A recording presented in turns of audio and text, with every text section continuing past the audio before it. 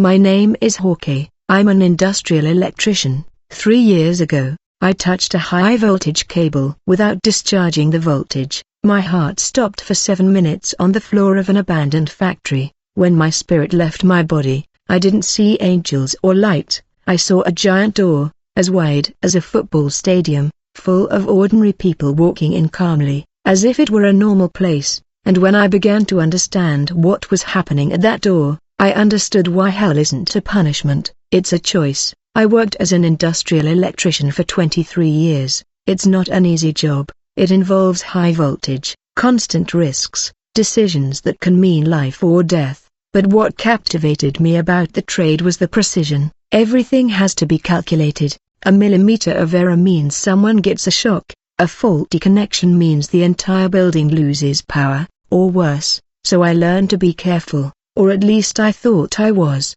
I lived in Mexico City, in an industrial area where most of the buildings are old, abandoned factories that later become warehouses or spaces for small businesses. My life was predictable. I woke up at 5 a.m., I drank a coffee my wife, Gloria, made, put on my uniform, checked my tools, and went to work. Sometimes I returned at 5 p.m., sometimes at midnight. It depended on the project. I had 2 daughters. The older one, Sophia, was studying engineering. The younger one, Daniela, had just turned 16. Gloria worked at a bank. We were a normal family, not rich, but comfortable. We paid the mortgage, sent our daughters to good schools, and went out to dinner on Sundays. Nothing extraordinary, nothing to suggest that in a few months everything would change. The day I died was a Tuesday, March 14, 2022. I remember it because Sophia had passed her final calculus exam and Gloria had made my favorite food,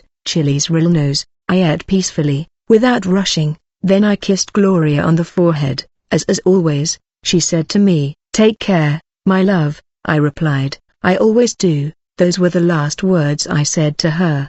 The job was seemingly simple, a textile factory that needed repairs to its main electrical system. The problem was that the system was old. It dated back to the 1970s. Nobody knew exactly how it was wired. The original blueprints had been lost decades ago, so working on it meant going step by step, continually checking, testing circuits, making sure the voltage was off before touching anything. I arrived at 7 a.m. There were 2 other electricians with me, Hector, a 55-year-old man who had worked with me for 12 years, and a young apprentice, Carlos, just 19 years old. In his first month on the job, the supervisor, a man named Andres, showed us the area where we needed to work and left. That was normal. Supervisors don't hover over you, they trust that you know what you're doing. We spent the morning reviewing the system. Hector and I identified where the main problems were. There was a transformer that wasn't working properly, there were cables that weren't properly protected, there were connections that looked dangerous. I took pictures, wrote everything down. It was my protocol to document everything so I could report exactly what needed to be repaired. At noon, Hector said he had a headache and was going to rest in the break room. Carlos and I continued. We kept going, checking, testing, photographing. The young man kept asking me, "Are you sure this cable is deactivated?" I would reply, "Yes, look at the test here." I would show him my multimeter, which confirmed there was no voltage. We were being cautious, or so I thought. At 2 p.m., I needed to access a specific circuit that was in a hard-to-reach area behind some old pipes. I asked Carlos to hold a lamp so I could see better. He positioned himself. The factory was dark, there were few windows. I needed the light. I took my multimeter and tested the wire. The display showed no voltage. I confirmed twice, no voltage. Then I reached out, and something happened that I didn't expect. I don't know if it was a malfunction in my multimeter, I don't know if there was a secondary wire I didn't test, I don't know if it was a miscalculation on my part, but the moment I touched that wire with my bare hands, I felt as the universe was instantly punishing me. The pain was indescribable. It wasn't like burning. It was as if every cell in my body exploded simultaneously. My heart it accelerated, my vision blurred. I heard Carlos shouting my name. I felt my body fall backward. I hit my head against a pipe. The impact was so strong that I saw bright white stars, stars that danced in my vision. And then nothing, or rather, something. The next thing I remember wasn't the hospital. Wasn't waking up in a white bed with doctors around me.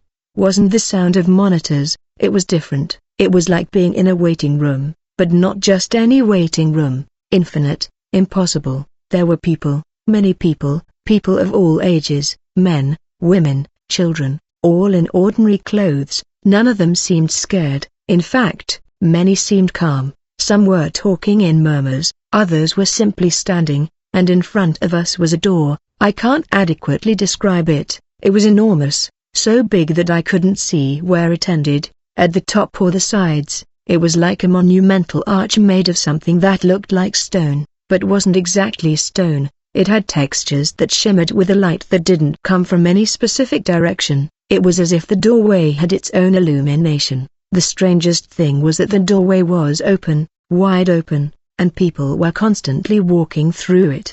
They entered slowly with an expression of acceptance on their faces. No one was shouting, no one was running. They all walked as if they knew exactly where they were going. I approached a woman near me. She must have been about 60 years old. I asked, "Where are we?"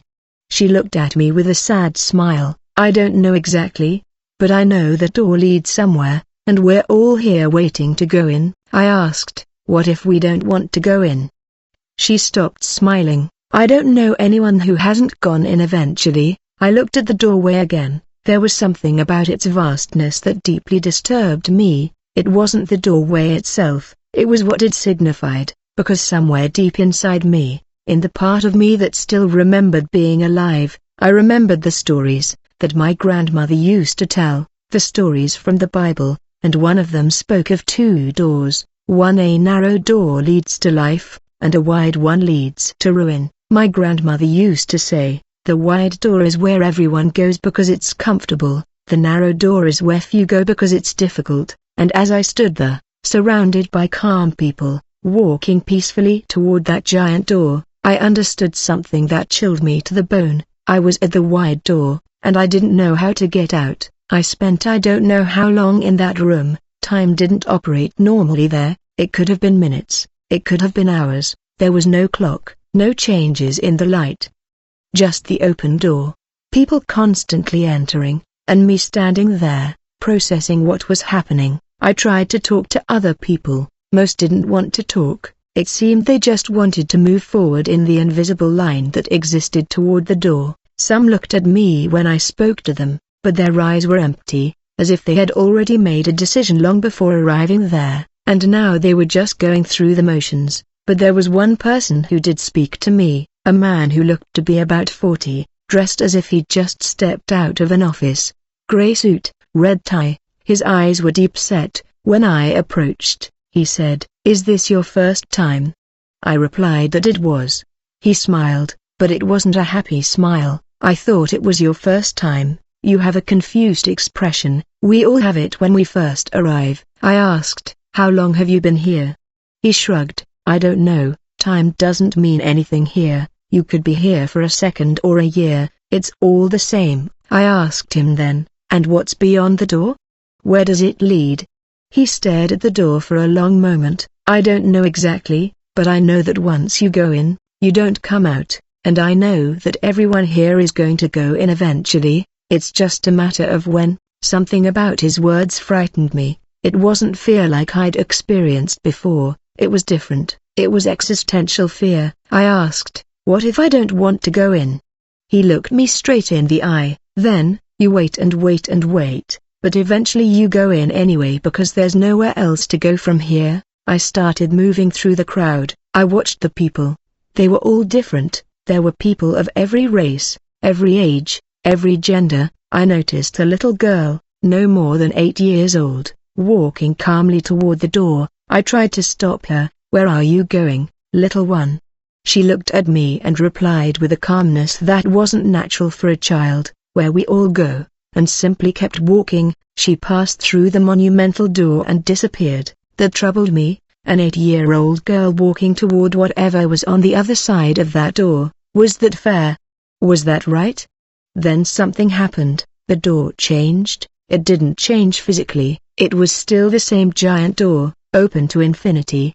But somehow I began to see it differently, as if my perspective had shifted, as if I could suddenly see right through it, and what I saw on the other side wasn't a place of fire and torture, as some Bible stories suggested. It was something much more subtle, much more terrifying. It was like watching multiple lives unfolding simultaneously. I saw men and women in offices working jobs they didn't love, but without the ability to leave them. I saw parents who they were never there for their children. I saw people with all the money in the world, but without a single person who truly loved them. I saw old people alone, in silent rooms waiting to die. I saw generations of broken families where the children were angry with the parents and the parents were angry with their children, and no one knew how to begin to fix things. I saw that they had spent their lives chasing status, chasing money, chasing power, and now, when they had it all, they realized they had nothing that mattered.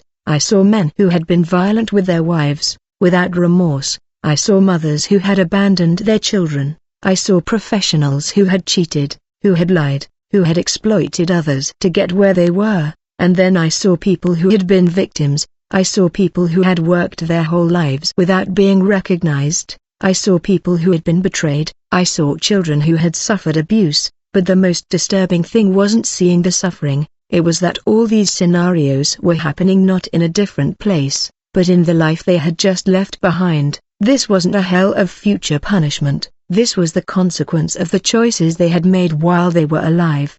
The wide door wasn't an entrance to another place, it was a mirror of everything they had done wrong, all the opportunities they had wasted, all the people they had hurt. I stepped back. I tried to move away from the door, but something was pulling me toward it. It wasn't a physical force, it was gravity, as if now that I had seen what was on the other side, it was inevitable that I would go in. I was about to take the first step when I felt a hand on my shoulder, a hand that was warm, real, unlike anything else I had experienced in that place. I turned around. There was no one behind me, but I felt their presence. I felt their compassion, I felt the weight of a gaze full of love. It wasn't a look of condemnation, it was the gaze of someone offering me a chance before it was too late, and in that moment, without seeing a face, without hearing a voice, I knew exactly who it was, and what happened next showed me that the wide door wasn't my final destination, but only if I chose to see things in a completely different way. The hand on my shoulder pulled me back, away from the door. Gently, but with a firmness that allowed no resistance, I walked backward, away from the crowd that continued its inevitable march. The room faded, the door disappeared, and suddenly I found myself in a different place. It was a vast space, but not infinite. There was light, but it wasn't from the sun. It was as if the place itself emanated its own illumination. I could see clearly, but there was no identifiable light source. The floor was firm beneath my feet. The walls seemed to be made of something translucent. I could see through them, but not completely. It was like seeing through water. Then I saw the person behind the hand that had pulled me. It wasn't a person like the others. Its form was human, but there was something different. Its eyes had infinite depth. Its face was familiar and strange at the same time, as if I had seen that face before, but not with my physical eyes, with my soul, without it speaking. Simply by being in its presence, I understood who it was. It wasn't an intellectual understanding, it was a wisdom that emanated from every fiber of my being. It was Christ. It was the Messiah. It was the presence my grandmothers had described, that my parents had taught me about through Bible stories, but that I had ignored for practically my entire adult life. I wanted to speak, but I couldn't. My voice was paralyzed. I wanted to kneel, but my legs wouldn't respond. I wanted to cry, but I didn't have that control. All I could do was be present. Then he spoke, not with an audible voice. His words resonated directly into my consciousness, deep within me, and what he said was the most devastating thing I had ever heard. "Okay, I wanted to show you the wide door because that's what you chose. It's your destiny if you continue down the path you started." I wanted to protest. I wanted to say that I had been a good man, that I worked hard, that I loved my family, that I had provided, But before I could even form the thoughts, he continued, "You are a man who has worked all his life, but the work wasn't for something greater, it was to accumulate, to have, to possess. Your eldest daughter, Sophia, is studying engineering to make a difference in the world, but you never really asked her about her dreams because you were too busy thinking about the next job, the next paycheck, the next comfort." The word stung, but I kept listening. "Your wife, Gloria, wanted you to spend more time with her," she asked in small ways, "a Sunday off from work, dinner without checking your phone for client messages, but you were too focused on building a life you didn't know when it would end." I knew it was true. I remembered those moments. Gloria complained. I replied that it was for the good of the family, that we all had to make sacrifices, that it was temporary, that someday when I had enough money, then we could live. "And your youngest daughter, Daniela, when she turned 15, wrote you a letter." "She wrote it in secret. She said she was afraid you were ignoring her like an inheritance she'd already received. She said she saw her friends more than her father." "Did you ever read it?" "No, I never saw it." Gloria probably found it and decided not to worry me. The wide door, Jorge, is for those who live as if they have infinite time, as if money were the most important thing, as if their families were beneficiaries of a life you never shared with them. It's for those who accumulate wealth but lose everything that matters. I felt such deep anguish that I thought I couldn't breathe because I knew I was right, absolutely right. "But you didn't come here to walk through that door, at least not this time, not this time." What did that mean? Your heart stopped for exactly 7 minutes at the factory, 7 minutes is enough time for the brain to begin to die. The doctors believe you'll wake up with severe neurological damage. They believe you'll spend the rest of your life in a hospital. Would you wake up? Would you come back to life? I'm giving you a chance, a second chance. It's rare, not many receive it. Return to your body, wake up, tell Gloria you love her. Don't tell her you saw this, just show her, love your daughters for real, not just pretending, not with the guilt of having ignored them, but with the joy of finally choosing to be present. And then, what will happen then? Then you will live a different life. You won't have the body you had, but you will have the heart you needed, because Jorge, the true punishment isn't the fire, it's living a whole life in the wide doorway, looking through it, seeing the emptiness of everything you accumulated, unable to do anything to change it. The tears finally came, not tears of fear, tears of regret, tears of gratitude. "But Jorge, you must understand, there are consequences. Carlos, the young man who worked with you, will not survive the accident. His time has come. Hector will live, but he will carry emotional scars. Your family will see you transformed. They won't understand at first. They will say it's a product of the trauma. They won't believe the truth until they see it lived every day for years." I accepted. I didn't ask for mercy. I didn't ask to avoid the consequences. I only asked for the opportunity, and then it began to shine. It wasn't painful. It was like the body of Christ becoming pure light, and in that light I saw my life. I saw Gloria waiting for me in the emergency room. I saw Sophia crying, praying for the first time in years. I saw Daniela angry, scared, wondering if her father was gone. The light grew brighter and then, sound. The sound of a monitor, the sound of people running, the sound of doctors speaking urgently, the sound of Gloria shouting my name. I woke up, but waking up in my shattered body was only the beginning. The hard part was keeping the promise I had made in that place, which I didn't know if it had been real or a hallucination caused by cerebral hypoxia. The doctors told me it was a miracle I was alive. My heart hadn't beaten for a full 7 minutes. The expected brain damage didn't materialize. My cognition was intact, but my body wasn't. I spent 2 months in a coma, then 3 more months in recovery. My legs didn't respond. The unexpected neurological damage came with paralysis from the torso down. The doctors said I would probably never walk again. That the best I could hope for was to regain some movement in my hips after years of therapy. But Gloria didn't listen to the doctors. She heard the change in my voice when I woke up each morning and told her I loved her. She heard the way I cried when Sophia visited, not because of the physical pain, but because of the years of lost moments. She saw Daniela sit beside me without checking her phone, as if she suddenly had all the time in the world. "What happened to you?" Gloria asked me one night when we were alone in the hospital room. "It's not just the accident. You're different, your eyes are different." I didn't tell her about the wide door, I didn't tell her about Christ, I simply told the truth. "Gloria, I wasted 23 years of my life. I worked so hard I forgot why I was working. I worked to have a house, but I was never in that house. I worked so I could enjoy the future, and now the future is here, and I'm here, but in a way I never expected, so I changed because I saw what it means to lose everything." She cried, but they weren't tears of sorrow.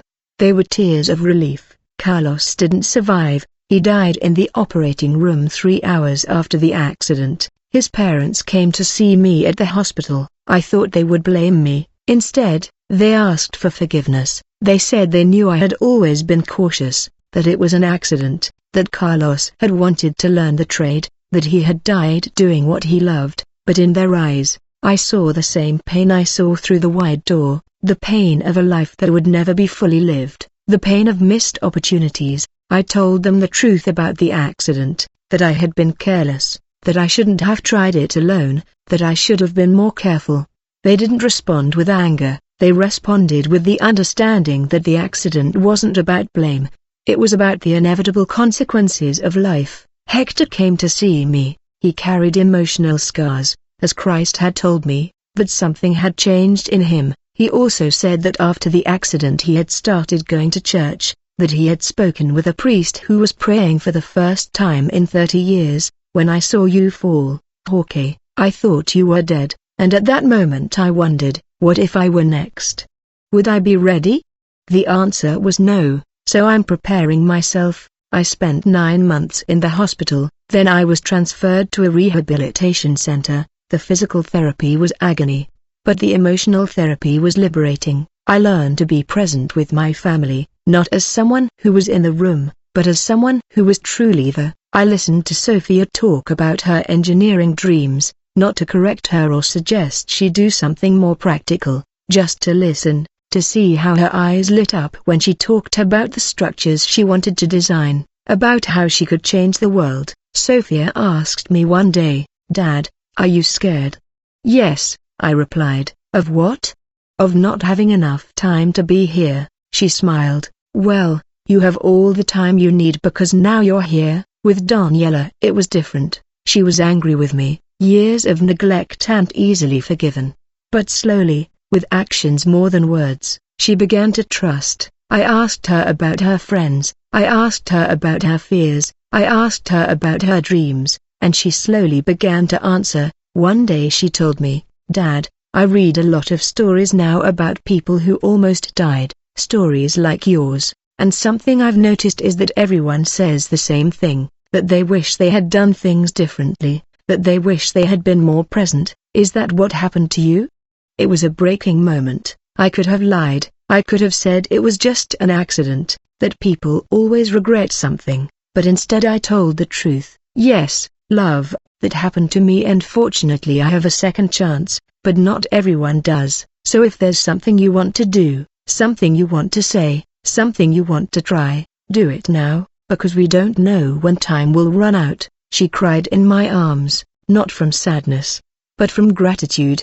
After a year, I came home in a wheelchair. The doctors said I would probably spend the rest of my life like this, but surprisingly after 2 years of intensive therapy, I regained some mobility. Now I can walk with a walker. It's not fast, it's not normal, but it's more of what the doctors said would be possible. Gloria says it's a miracle. I know it's grace. My life changed. I didn't go back to working in construction. That was the hardest thing to accept, but I found work as a consultant. I help companies develop better safety protocols. I use my experience to prevent others from having accidents like mine. I don't earn what I used to, but I gain something more, peace. Gloria and I renewed our vows on the 3rd anniversary of my accident. Sophia was my best man. Daniela was my maid of honor. At the ceremony, I cried, not from regret, but from gratitude. I visited Carlos's mother. I brought her an educational scholarship in her son's name. It wasn't redemption, but it was something. She accepted it with dignity. She told me that Carlos would have wanted others to learn from his death, so I'm helping with that. The wide door is still real for me. Some days, when I wake up in the dark, before Gloria wakes up, I think of her. I think of all the souls walking peacefully toward their destiny, and I realize that I was once on that path and that by grace I was allowed to choose a different one. But what stayed with me most from that experience is this: the wide gate isn't a place, it's a state of mind. It's the mindset of someone who lives as if there were infinite time, as if their choices had no consequences, as if money were more important than people. The wide gate is accessible to anyone who chooses to enter and remains open throughout a lifetime, but as long as one breathes, as long as one lives.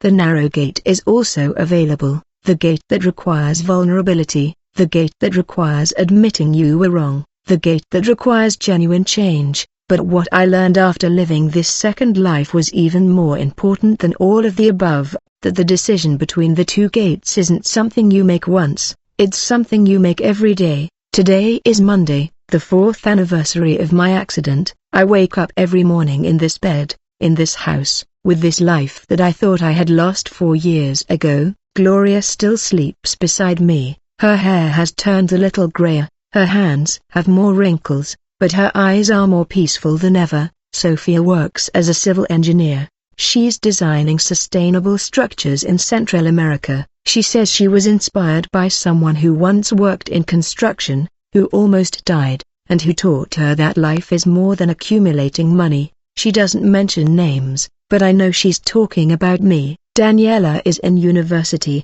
studying psychology. She wants to help people who have experienced trauma. She said her trauma was growing up with an absent father, but her healing came from learning that father finally woke up, and that taught her that people can change, that grace exists. There are days when my body aches, days when I miss being able to run, to work like I used to be completely mobile, but there are more days when I get up, look at Gloria, and think, I have a second chance. I have lives I've changed by being here, present, instead of always absent. I visited the factory where I had the accident 2 years ago. It's closed now. They closed it after a safety audit. But I know that the closure wasn't by chance. It was because I spoke with the authorities, because I documented the negligence, because I chose not to remain silent. Sometimes people recognize me, approach me on the streets of the city, tell me they saw a video of my testimony, that they heard my story, that they made changes in their lives, that one of them left a job that was killing him, that another reconciled with his family, that another realized that the wide gate was where he was going. A month ago, I met a man at a church. He was my age. He seemed lost. After the service, he approached me and asked, "Is it true that you died and saw hell?" I told him yes, that I saw something that changed how I see everything. He cried. He told me he had been considering suicide, that he thought his life didn't matter, that he thought he would be better off dead. I told him about the wide gate, about how comfortable it is, about how people walk in without questioning, about what the fate is of those who never choose to wake up. Then I told him about the narrow gate, how it requires courage, how uncomfortable it is, how it's where people go who decide their choices matter. That man now comes to my house every Friday. We have breakfast together. We talk about his fears, about his dreams, about what it means to live a life that matters. It's not a friendship that arrived naturally, it's a connection that arose from grace. What I learned is that the wide gate is open throughout life. It's not a future punishment, it's a present reality. It's the result of living as if nothing matters, as if time were infinite, as if the people we love were infinite, too. But the narrow gate is also open, and it's open to anyone who has the courage to choose it, to anyone who is willing to change, to anyone who recognizes that life isn't about accumulating, but about connecting. I'm not saying I'm a saint. I have bad days, I have moments of impatience, there are times when I fall back into old patterns, but I have something I didn't have before. Awareness, and awareness, even though it hurts, is better than ignorance. Because ignorance is the wide gate, it's the comfort of not knowing, of not thinking, of not questioning, but awareness is the beginning of the narrow gate. the start of genuine change. Gloria asked me recently, "Do you think you really saw Jesus?" I answered, "I don't know. But I know that something changed. I know I have a second chance, and I know that every day I have to choose the narrow gate, the gate that hurts, but that saves me." She smiled and said, "Then it was real, because you are real and you are different. If you're listening to this and you've been living through the wide gate, if you've been accumulating, ignoring, procrastinating, rushing, working without purpose, ignoring the people you love, then listen to me. It's time to change. Don't wait for an accident. Don't wait until you're on the brink of death. Choose now. Choose the narrow gate. Choose to be present. Choose to love. Choose to change, because life isn't long, it's short, and the only thing you take with you when you leave is the love you gave and the people you impacted. I almost lost everything, but by grace it was given back to me. The question for you is, are you going to wake up before it's too late? For wide is the gate and broad is the road that leads to destruction, and many are those who enter through it. But small is the gate and narrow the road that leads to life, and only a few are those who find it. Matthew 7 verse 13 to 14.